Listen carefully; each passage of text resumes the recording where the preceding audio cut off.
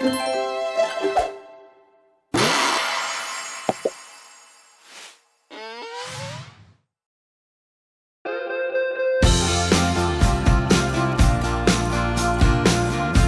aprendices, y hoy estamos en un nuevo episodio de Conversaciones con Genios Creativos. Hoy un episodio de lujo con un gran amigo, un gran maestro, y bueno, sin más preámbulos, se trata de Antonio Di Génova. Querido amigo. Amigo mío. Qué lindo verte. Igualmente. Esta conversación iba a ser en Buenos Aires, estamos en Panamá. Él vino para acá y aprovechamos de hacer esta conversación, pero no se me va a escapar, vamos a hacer otra en Buenos Aires, que tengo tiempo que no voy y sabes que me encanta. Por supuesto, te esperamos. Bueno, Antonio es un relacionista público, un comunicador, un gran referente en Iberoamérica. Nos conocemos de 12 años y te voy a quitar un poquito de tiempo para contar la historia de cómo nos conocimos, que es bien anecdótica. Y me gustaría tomar un tiempo para conversar, porque tiene que ver con conectar, ¿no? Y justamente también con relacionarse. Por allá, para el año 2010, yo estudiaba comunicación corporativa y hubo un evento en Rosario, en Argentina, donde se reunieron varios profesionales. Estuvo Paul Capriotti, estuvo Emilio de Brasil, el gran amigo Emilio. Sí, señor. Y estuvo Antonio en un evento súper interesante que se organizó allí. Bueno, tuve la oportunidad de asistir y allí, bueno, compartir con todos los conferencistas que participaron. Con Antonio compré su libro, creo que era el de ceremonial. Probablemente, porque Antonio tiene 5 libros ya por su 5º libro que acaba de lanzar ahorita. Y bueno, entonces conversamos, intercambiamos tarjetas y bueno, y fotos, y allí quedó la conversación. Me regreso, en ese momento vivía en Venezuela, regreso a Venezuela y a las 2 semanas recibo un correo de Antonio. Y yo, wow, vio mi tarjeta y ¿por qué me va a escribir Antonio? Resulta que yo en ese momento tenía un blog de Blogspot, así que hice allí yo de curioso e inquieto, donde compartía los temas que me interesaban. En ese momento que también estaba estudiando neuromarketing, comunicación corporativa, relaciones públicas, y tenía unos enlaces a la página de Antonio. Y él me escribió: hola, ¿qué tal? Muchas gracias por los enlaces que tienes de mis páginas en tu blog, está muy buena tu página. Bueno, me gustaría estar más en contacto contigo, pero incluso estoy organizando un evento y bueno, se ve que tienes un buen perfil ahí. Y yo, wow, mira, qué rápido este contacto que hicimos allá en Rosario. Ahí mismo le respondo y le envío la foto. Y él me dice, me responde el correo y me dice, es que caigo en cuenta que nos conocimos ahora hace 2 semanas en el evento. Y así, bueno, desde ese momento, gracias a él llegó a Argentina, en Buenos Aires, en ese mismo año, en el 2011, al primer simposio, que era el primer simposio de relaciones públicas, con mi primera conferencia internacional. Bueno, de ese momento hasta ahora han pasado 12 años. Tal cual. 12 años. He tenido una gran visión. Gran visión, ¿viste? Tuviste buena visión ahí en ese momento. Buena visión. Y bueno, tengo esa particularidad. Detecto talento. Es verdad. Me gusta. Yo lo hago naturalmente, pero cuando veo algo valioso, enseguida me surge el interés por relacionar. Es verdad. Y fíjate, justamente una profesora, Islamar Toro, que ciertamente es la mamá de Humberto, de aquí del coworking Spatium, decía que, les voy a compartir un secreto. El mundo no es de un título, sino de las relaciones. Totalmente. Porque tú puedes tener un título, puedes tener las mejores notas, pero si no eres capaz de relacionarte o tener calidad humana, no. John Maxwell escribió un libro fantástico, El poder de las relaciones. Ese libro es súper recomendable y siempre lo releo. Y las relaciones tienen que ver con relacionamiento humano, tiene que ver con vínculos, tiene que ver con posibilidad de proyectos, tiene que ver con entrelazar intereses.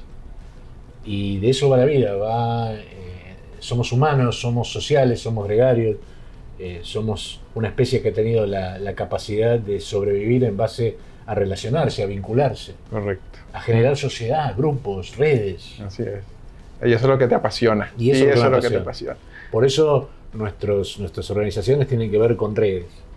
Así funcionan nuestras neuronas, tú lo sabes. Sí, también, claro. Nuestras neuronas funcionan en red y bastante bien que lo hacen. Y bastante bien. Entonces, funcionar en red significa que no hay necesariamente una organización esquemática, sino que hay una neuroplasticidad, hay una adaptación en función del proyecto, en función de la necesidad. Emergen los líderes situacionales y todos se sienten parte. Sí. Hay un liderazgo, si se quiere, pasivo, pero hay una predisposición de los miembros que sienten que se empoderan. Y eso es una red. Es un espacio peer-to-peer, entonces es un espacio entre pares. Así es. Y las organizaciones, en general profesionales, son espacios muy rígidos, piramidales, y ahí la gente no se siente cómoda. No tiene creatividad, no tiene la posibilidad de crear. Así es. Se sienten coartados, tienen que pedir permiso. Y así las organizaciones no crecen, decaen y tienden a desaparecer. Y me imagino que tú en toda tu trayectoria has tenido que lidiar con muchas empresas de este estilo. Absolutamente. Y a veces... He tenido que ir de muchas organizaciones en las que estaba muy cómodo, como universidades, porque a mí me encanta, si algo soy profesor universitario, me encanta eso. Pero a veces he tenido que lidiar con las burocracias que no entienden lo esencial y uno termina en un paso al costado y teniendo que apartarse de algo que lo apasiona. Pero bueno, así es la vida. Así es. No, uno no puede decidir cuáles son las políticas organizacionales de las instituciones. O te adaptas o te vas. Por supuesto. Así es. Por supuesto. Bueno, ahora quiero que nos adentremos un poco más en ti, Antonio, para que las personas te conozcan un poco más de ti, para llegar y tener esa trayectoria que tienes actualmente como relacionista. Me imagino que has tenido que pasar muchos desafíos, ¿sí? Has tenido que aprender mucho, pero quiero irme más allá, a cuando eras niño. Bueno. ¿Qué jugabas cuando eras niño? Yo soy un chico de barrio, de Buenos Aires. Buenos Aires es una ciudad muy grande que tiene muchos barrios, muchas localidades, muchos condados. Y bueno, en los barrios, en esa época, podíamos ganar la calle. La calle era nuestra. Era un lugar donde pasaban muy pocos autos o carros. Muy segura, era otra época. Mi casa no tenía llaves, se podía entrar. Pero la de todas las casas era igual. Había mucha seguridad y vivíamos en verano en la calle jugando y teníamos temporada de juegos, que una cosa, que otra, que autitos, que valero, que fútbol, por supuesto, mucho fútbol. En Buenos Aires se juega mucho el fútbol. Partidos a muerte, ¿no? Desafíos con otros barrios, que llegábamos rotos, pero con el honor de haber defendido los colores, perder o ganar, pero haberlo hecho de la mejor manera posible. Recuerdo así, le acuerdo de la infancia como una etapa muy feliz, una etapa de mucho juego y de mucho aprendizaje de valores. Y sentirme, eso siempre me interesó de la vida en sociedad, sentirme parte. Hoy por hoy yo llego a ese barrio de mi infancia y cuando voy por la calle todos me dicen: hola Antonito, ¿cómo estás? Porque mi papá era Antonio y yo era Antonito. Y ahí tengo una identidad. Y cuando escucho Antonito, a mí la gente ahora de verdad me dice Tony. Solo me dice Antonito la gente del barrio. Y cada vez que lo escucho es un revivir y es una satisfacción increíble. Esa no me la sabía, la de Antonito. ¿Viste? ¿Viste? Y bueno, en Argentina, bueno, el fútbol es algo sagrado, ¿no? Y hacen muchas analogías con el tema del fútbol y la vida. Sí, totalmente. Ahora yo te quiero preguntar, ese Antonito, ¿qué aprendió, aparte de los valores que nos comentaste, qué aprendió y qué llevas, qué puedes rescatar de esa parte de tu infancia y la llevaste a tu rol como el Tony, ahora como todos te conocen, profesional? Es una excelente pregunta y voy a responder inmodestamente, pero van a ver por qué. En el fútbol, como en muchos deportes, uno puede jugar, porque de eso se trata en un juego, en distintas posiciones. Los menos dotados normalmente van al arco, porque no saben dónde ponerlo, ¿no? Entonces lo ponen al arco para que hagan lo posible y tapar en un juego. Yo jugaba de centrocampista, o sea, de jugador creativo. Conectar. Conectar, tener la pelota, conectar. Y era bastante requerido, ¿no? Generalmente eran los primeros que seleccionaban. Sin embargo, todos reconocían que yo era muy solidario y que era una persona que no me lucía, sino que trataba de hacer lucir a otros. Y sin darme cuenta, eso fue un gran aprendizaje. A mí me gusta generar equipos, a mí me gusta fomentar actividades, me gusta marcar algunos caminos, pero me gusta escuchar a la gente que se suma, y yo creo que eso tiene origen en esa época. Nunca lo había verbalizado hasta que me lo preguntaste, y creo que el origen está ahí, está en los juegos de niños, en esos juegos solidarios, porque ahí se aprenden muchos valores. Se puede ganar o perder, pero hay que hacerlo en equipo. Y eso es lo principal. Y si alguien no puede atajar ese penal con el que hubiéramos ganado ese campeonato, que nos jugábamos la vida aunque no había nada de por medio, pues no pudo. Y nos vamos abrazados todos a casa, transpirados y abrazados, y eso es inolvidable. Eso es fruto del esfuerzo. Las personas, cuando nos esforzamos, podemos no tener el logro que esperábamos, pero sabemos que dimos todo, y eso no es negociable. Y eso es lo que trato de hacer en mi vida. No siempre consigo los objetivos, nadie lo hace, y yo mucho menos. Pero cada vez que lo intento, dejo todo. Puede salir bien o mal, pero esa es la tranquilidad interna de decir, me esforcé, lo intenté alcanzar el objetivo. Bueno. Así es, yo he sido testigo de eso. O sea, eres un gran líder, te encanta hacer equipos, me encanta. Te encanta conectar. Los eventos te esfuerzas, perseveras y consigues lo mejor para todos. Al nivel de detalles que tienes con toda la preparación, los preparativos, yo he sido testigo de eso. Además, un excelente guía turístico de Buenos Aires. O sea, me encanta. Creo que mi segunda vocación es ser guía turístico. Ser guía turístico, o sea, un excelente anfitrión, pendiente de los detalles. De verdad que lo que acabas de comentar, no porque seas mi amigo de hace 12 años, pero sino que he sido testigo de todo eso. Y cuéntanos algún momento que puedas compartir, que quieras compartir, algún momento difícil que tú digas, esto marcó un antes y un después en mi vida y es una lección que aprendí. A ver, la vida de adulto es una vida difícil, la vida laboral, pero también la vida personal. Hubo temas familiares que me marcaron.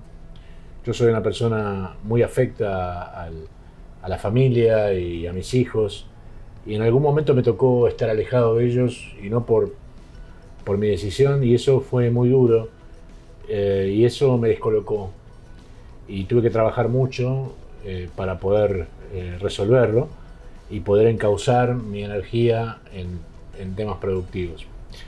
Pero lo pude hacer, y ahora viene la parte feliz, que es la parte de recompensa. Mis hijos ya son grandes, son adultos, y reconocen lo que atravesé y con la dignidad que lo hice, ¿no? Nunca perdí el norte, aún en la desesperación de no poder verlos, porque no ver a tus hijos es lo peor que te pueden hacer en el mundo. Aún no pudiendo verlos, nunca tomé un camino que no fuera el camino legal, correspondiente, el de la insistencia, pero nunca de la violencia, y buscar todas las herramientas que el sistema judicial me pudiera permitir. Y tener la relación que tengo con mis hijos y ese reconocimiento es el premio. Hubo que pagar un alto costo, pero hubo un gran premio a una manera de hacer las cosas. Entonces yo diría que eso es algo de lo que me siento orgulloso, de haber podido de una manera resiliente superar ese momento y obtener con el paso del tiempo la recompensa de la visión de mis hijos, de la situación que tuve que vivir y cómo la enfrenté. Genial, genial. Y eso de alguna manera no solo habrá impactado en tu parte personal, como bien lo dices, sino también te ayudó de alguna manera a tu parte... Estamos poniendo muy serios, ¿no? Sí. A tu parte profesional, ¿no? A tu parte profesional. Y la afectó, claro, la afectó. Pero no, digo, no en el sentido de afectar, de que te distrajera, sino que también, así al igual que el fútbol, obtuviste allí un aprendizaje para llevarlo a tu vida profesional. Por supuesto. Y probablemente fue la etapa más productiva, increíblemente, porque me tuve que enfocar en algo. Tenía que, digamos, canalizar el alivio de alguna manera, y el trabajo fue mi tabla de salvación. Fue la etapa más productiva, si se quiere, desde el punto de vista laboral. Ahora, en definitiva, uno es una integridad de factores. Si uno no está bien en un aspecto de su vida, termina impactando a la corta o a la larga en el resto, ¿no? En este momento, por ejemplo, que estoy feliz con mi pareja, con mis hijos y con mi trabajo, es el mejor momento de mi vida. Me siento realmente feliz, y eso es un estado que uno trata que perdure en el tiempo, pero no sé qué pasará en el futuro, pero voy a seguir tratando de hacer las cosas como lo hago hasta ahora para lograr sentirme de la manera que me siento actualmente. Así es, Antonio, así es. Y cuéntame, tú ya tienes ahora 5 libros. Tengo 5 libros de esta editorial, más 3 libros con otra editorial. Más los 3 libros anteriores. Sí. Este último es neurocomunicación. Comunicación neuroexperiencial. Neuroexperiencial. Sí. Quiero que me cuentes, vienes tiempo interesado en el tema neuro, Sí. me consta que tienes Sí, tiempo interesado sí. en el tema neuro. ¿Cómo es tu proceso creativo para crear estos libros? O sea, ¿qué ves? Yo sé que tú eres muy observador. O sea, ¿cuál es tu proceso? ¿Cómo te dices, voy a escribir este libro? Es interesante también la pregunta. Yo soy un profesor universitario, o sea, básicamente un charlatán, ¿no? Los profesores somos muy locuaces, nos encanta hablar, pero somos de poco apego a formalizar el conocimiento, a bajarlo a un libro, a una ficha, a lo que fuera, un texto, un paper. Y yo era de esos, y hasta los 40 y tantos largos no había escrito nada, y la universidad me insistía, y yo no, bueno, las excusas de siempre. Pero en realidad tenía que ver con un desconocimiento de cómo era el sistema, porque escribir es también un trabajo y es un proceso y es una técnica. Cuando finalmente, producto de la casualidad o de la imposición, uno de mis clientes en la consultora, una editorial, quiso nuestros servicios, pero no tenía tanto dinero para pagarnos y me ofreció pagarnos una parte del servicio con la publicación de un primer libro. Me pareció un desafío increíble y me obligó a escribir. Claro. Y eso fue para mí una revolución. No pude parar más de escribir. Ese libro fue uno tras otro, y de alguna manera el público respondía y siempre nuevos desafíos. Y bueno, ahora este último libro es el fruto de una experiencia histórica importante respecto de mi trabajo como coach con personas que necesitan mejorar su performance comunicacional. Normalmente mis clientes son personas que son muy exitosas en lo que hacen, son buenos médicos o ingenieros o lo que fuere, pero entienden que su nivel de comunicación no está a la altura de lo que son como profesionales. Y lo advierten cuando tienen que disertar en una conferencia o asistir a un congreso profesional, y entienden que eso tampoco es posible. O sea, ellos tienen que tener una oralidad, tienen que tener un discurso que esté a la altura de lo que ellos representan profesionalmente. Eso es muy interesante, ¿no? Cuando uno reconoce la limitación es el primer paso que uno puede hacer para ayudar. Y ahí me di cuenta de algo, que no hay dos experiencias iguales, no hay dos trayectos iguales de por qué las personas llegaron a ese punto o estilo comunicacional. Pero lo que sí queda claro, que su realidad comunicacional tiene que ver con un pasado, tiene que ver con unas vivencias, positivas o negativas que lo marcaron. Esas son las experiencias. Las experiencias son las vivencias que recordamos, porque fueron buenas o malas. Las personas no ponemos en nuestro disco rígido, en nuestra memoria, información intrascendente. Es información que nos impactó, para bien o para mal. Y normalmente las personas que tienen temor oratorio, que se llama glosofobia, es un temor muy concreto, es una fobia social, muy extendida, mucho más de lo que se cree, son personas que han tenido una experiencia negativa, pero fundamentalmente porque no tuvieron método para enfrentar esa situación. Entonces, he trabajado en eso, he trabajado en un ismo, quiero decir, es un proceso disruptivo.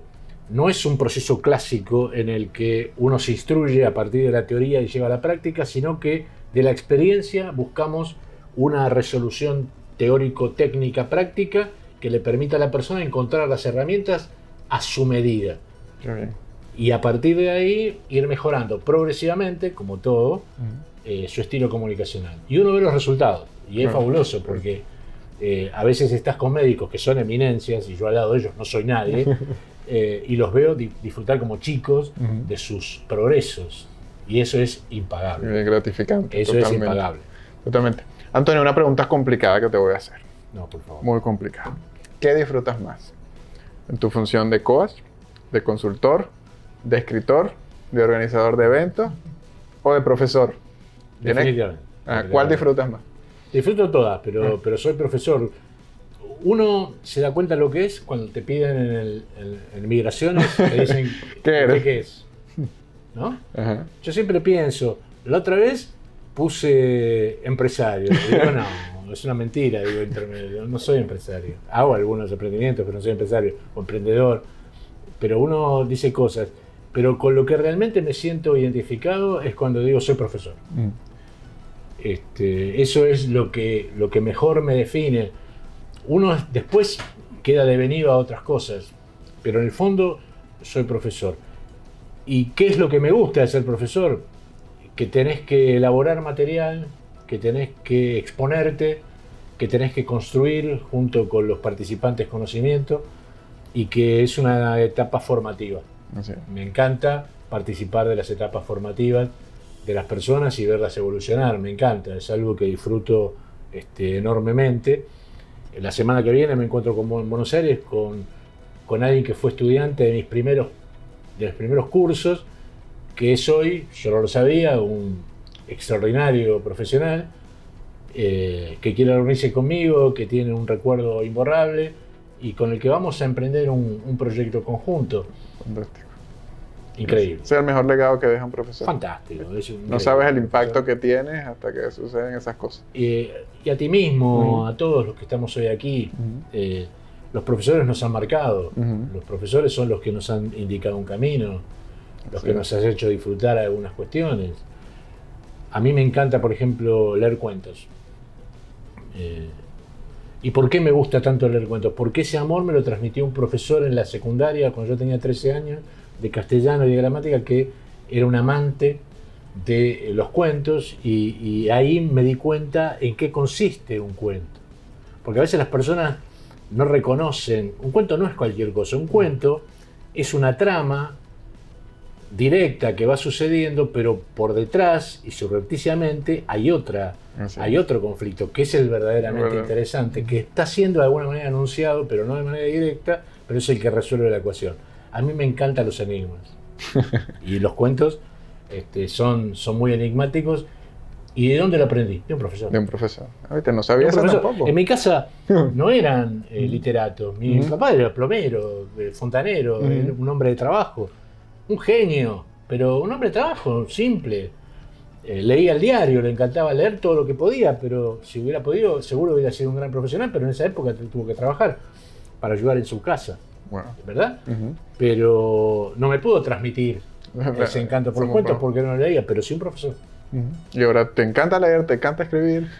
Me encanta, claro, tal cual. Y ese amor por la escritura lo tuve de un profesor muy dedicado, un señor mayor, encantador, amable, tranquilo, y que hoy lo recuerdo y ahora lo estoy recordando y lo veo en su imagen. Lo veo en su imagen buena, bonachón, que amaba la literatura. Qué bueno, genial. Antonio, imagina que eres un superhéroe. Sí. ¿Okay? Ahí tu lente dicen SC, no sé. Eres un superhéroe. Y tu poder es transmitir 3 pensamientos, inculcarlos, meterlos en la mente de las personas. ¿Cuáles serían esos 3 pensamientos que te gustaría introducir en la mente de las personas? Interesante. Bueno, yo creo que por sobre todo el valor que a mí me parece más trascendente es la honestidad. Una persona honesta no tiene límites. Una persona honesta es transparente. Una persona honesta no dice que sí a lo que no sabe, a lo que no conoce. Una persona honesta es una persona confiable. Es una persona que no tiene todas las respuestas, pero seguramente la respuesta que tenga, cuando tiene una, es de confiar. Y la confianza es el valor fundamental. Entonces, honestidad y confianza. Si hay un valor que está en crisis y que un buen superhéroe debiera restablecer, es la confianza entre los seres humanos y la confianza en la palabra. La palabra se ha devaluado. Se ha hecho un uso desmedido, impropio, y se ha devaluado. No creemos, no confiamos. Al contrario, desconfiamos. Y no se puede construir sociedades desde la desconfianza. Por eso que estamos en una crisis de confianza. Entonces, honestidad y confianza. ¿No? Honestidad y confianza son 2 valores que ese superhéroe debiera tratar de inculcar, y a partir de ser una persona confiable, transparente, y una persona que reúna esos requisitos, yo diría la productividad. Me parece que es un valor fundamental. Crear, proponer, actuar, no conformarse con el estado actual de cosas, hacer lo mejor posible, tratar de ser el mejor en lo que uno hace. Eso es una enseñanza de mi padre. Mi padre fue plomero porque era el oficio del papá de mi mamá, y no conseguía trabajo en ese momento y fue plomero. Fue el mejor plomero de Buenos Aires. Y yo lo acompañaba cuando era chico y disfrutaba lo que hacía. Y no era su profesión, pero ¿qué decidió? Ser el mejor posible. Y para mí era el único, el mejor. Qué bueno, tremendo ejemplo. Bueno, ¿qué opinas de equivocarse? Y bueno, equivocarte es un concepto muy interesante. Yo te felicito por este concepto, porque vivimos con temor a equivocarnos, ¿no? Hemos sido muy reprendidos en nuestro desarrollo por las equivocaciones, ¿no? Los que menos se equivocaban iban a la bandera, ¿no? Los que menos se equivocaban tenían mejores notas, los que menos se equivocaban eran los preferidos, y pareció ser que no equivocarse era un valor. Y eso generó una generación o generaciones de personas que temen el desafío. Daniel Kahneman, el gran Daniel Kahneman, ganador del premio Nobel de Economía, siendo un psicólogo, el primero en lograrlo, un neurocientífico además, fundamental, él dice que el verdadero motor de la sociedad es la aversión al cambio, es el temor. Y ese temor fue inculcado.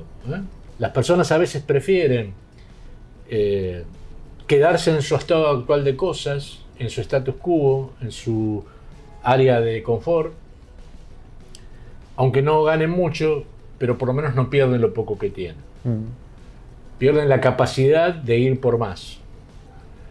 Yo soy de los otros, soy aquellos que arriesgan lo poco que tienen o ha logrado en función de un objetivo superior. No es seguro que vayamos a ganar nada, pero vale la pena intentarlo. Por lo menos esa es mi filosofía de vida. Filosofía. Antonio, feliz, encantado de escucharte, de conocer más de ti. Fíjate, 12 años conociéndonos y no conocía algunos detalles de los que nos paseamos hoy. De verdad encantado, agradecido. Cuéntanos un poco dónde te pueden conseguir, dónde pueden ver tu trabajo. Estás en todas partes. Bueno, creo que el mejor es que entren a mi página web, que es antoniodigenova.com, y ahí están nuestros portfolios de trabajo, ahí está lo que estamos haciendo, los proyectos, los servicios que brindamos. Hay información, no es un lugar donde solo la gente tiene que ir si uno desea contactar a consultores, sino que hay información diversa y no solo propia, sino de otros colegas. Nos encanta promover la actividad. Yo soy un promotor de las relaciones públicas.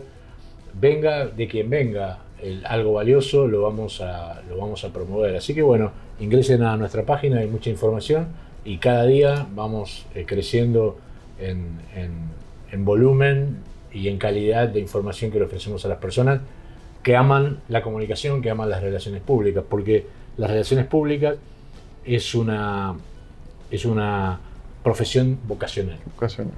Como la educación. Digo, sí, hoy mismo estuve trabajando con algunos relacionistas en Panamá y yo los veo y veo a los mismos relacionistas de Argentina o de Uruguay o de Chile, de donde voy. Hay comunes denominadores.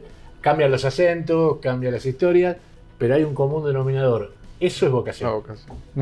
Bueno, Antonio, no te vas sin antes obsequiarte algo muy especial y es el sombrero verde para la creatividad, creativa. ¿No? Por favor, para esa es tu talla, mira. Bueno, menos mal. Justico, qué ¿viste? vergüenza sería. No, ya está todo preparado, si no te ponías este de Woody.